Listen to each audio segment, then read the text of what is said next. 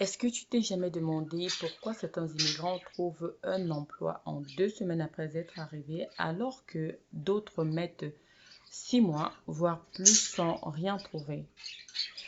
Fais-tu partir de ces personnes qui pensent que c'est une histoire de chance, ou alors parce qu'ils avaient des contacts sur place, ou c'est parce qu'ils sont très diplômés? En réalité, c'est rarement le cas. La différence, c'est le mindset stratégique. Ça se passe ici dedans.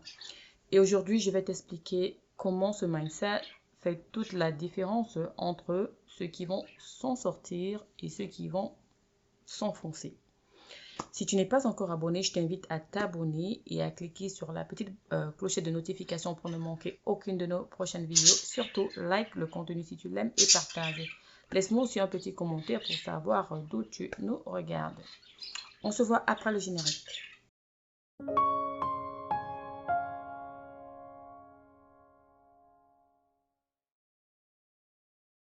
Merci de me retrouver. J'espère que tu t'es abonné si ce n'est pas encore le cas. Vraiment, j'insiste là-dessus. Ok, on peut commencer. Je l'ai souvent dit et je ne le dirai jamais assez. Le Canada a besoin de toi, tout comme tu as besoin du Canada. Donc, il ne t'invite pas parce qu'il veut t'aider. Il t'accueille parce qu'il a un grand besoin. Il y a des pénuries, il y a un système vieillissant, il y a des secteurs entiers où il manque de la main-d'œuvre et à l'inverse, il y a aussi des secteurs qui sont totalement saturés. Donc oui, tu es désiré, mais pour servir un objectif précis. Donc ils ont un plan pour toi, mais toi, est-ce que tu as un plan pour le Canada? C'est-à-dire, je m'explique. Le système sait pourquoi il t'intègre. Mais est-ce que toi, tu sais comment en tirer un bénéfice aussi? Pas, pas en te laissant porter, pas en espérant, pas en établissant, mais en établissant un vrai contrat stratégique que j'ai déjà mentionné. Un contrat où tu dis, OK, tu veux ma force de travail, voici ce que moi j'en fais. Voici comment moi je vais progresser. Voici comment je construis ma vie autour de ça. Je te donne quelque chose, mais ce que je te donne là, ce que tu me donnes en retour, j'essaie d'établir quelque chose de fort. Donc, ceux qui réussissent vite sont ceux qui arrivent avec quelque chose déjà bâti, un plan déjà bâti, même s'ils évoluent ensuite. Ceux qui galèrent, ce sont ceux qui viennent juste avec un rêve. Ils rêvent parce qu'ils viennent, ok, j'ai vu X qui a une grosse voiture, je rêve, je vais acheter une voiture. Ou j'ai de gros diplômes, je vais plus faire de petits boulots. Non, ça ne marche pas. Tout comme le contrat stratégique, le mindset stratégique, c'est observer avant d'agir.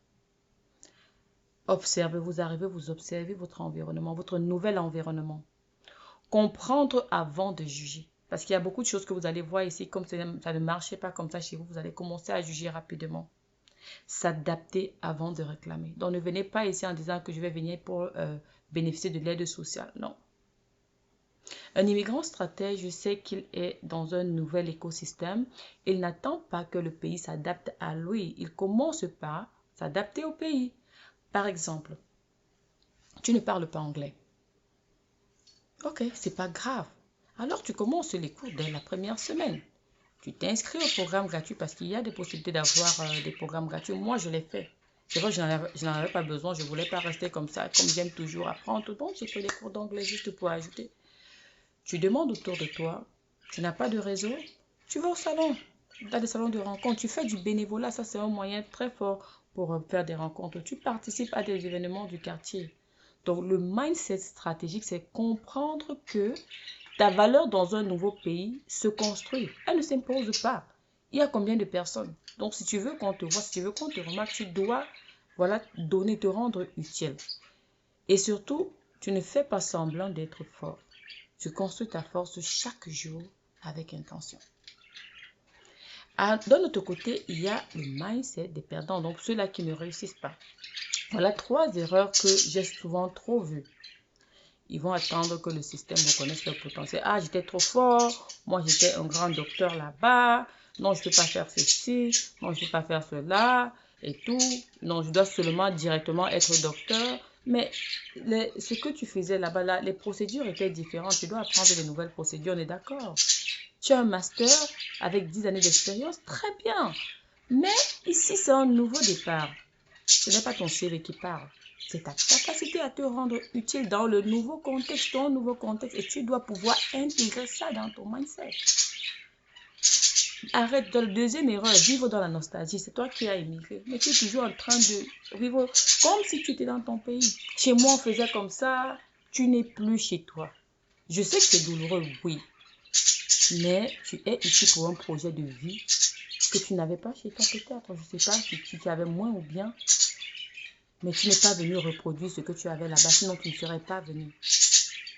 L'immigration, ce n'est pas un copier-coller, c'est un reset. On reset tout à zéro. C'est un peu comme ça. Donc, la troisième erreur, c'est de rester enfermé, trop enfermé, je veux dire, parce que la communauté, c'est bien, mais c'est de rester trop enfermé dans sa communauté. Je sais que c'est rassurant, ce sentiment d'appartenance là, mais souvent, ça limite notre intégration. L'ouverture est souvent difficile, mais elle est nécessaire parce qu'eux, ils connaissent leur pays. Il faut venir et apprendre la culture locale. Parce que si tu restes enfermé sur toi, tu ne connais pas grand-chose. Il faut s'ouvrir au monde. Je vais te donner un exemple de deux immigrants qui sont arrivés avec deux trajectoires différentes. Ils arrivent le même mois. Il y a le premier qui va s'inscrire à la bibliothèque municipale. Il va s'inscrire, il va faire du bénévolat dans un centre communautaire. En passant, j'ai besoin du bénévolat. Des bénévoles, si quelqu'un serait intéressé, nous contacter à Toronto. Il va participer à un atelier de LinkedIn, faire des courses en anglais pour pratiquer sa langue. Le deuxième, d'un autre côté, il va rester à la maison en attendant la bonne offre, chercher seulement le travail, en oubliant ce côté social-là. Il va se plaindre dans les groupes WhatsApp, il va refuser certains petits jobs parce que c'est dévalorisant.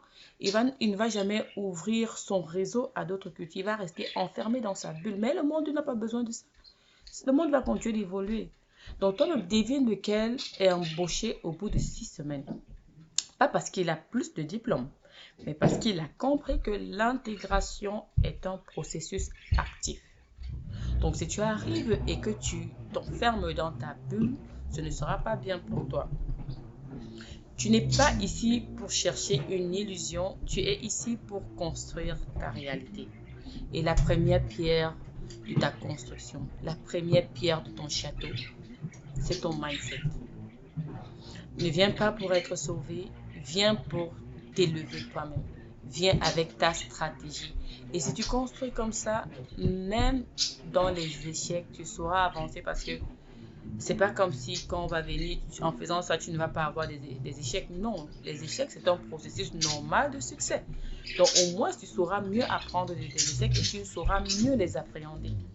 Si tu connais quelqu'un qui veut immigrer au Canada, ou qui est déjà au Canada et qui galère depuis son arrivée, envoie-lui cette vidéo, ça va lui faire beaucoup de bien.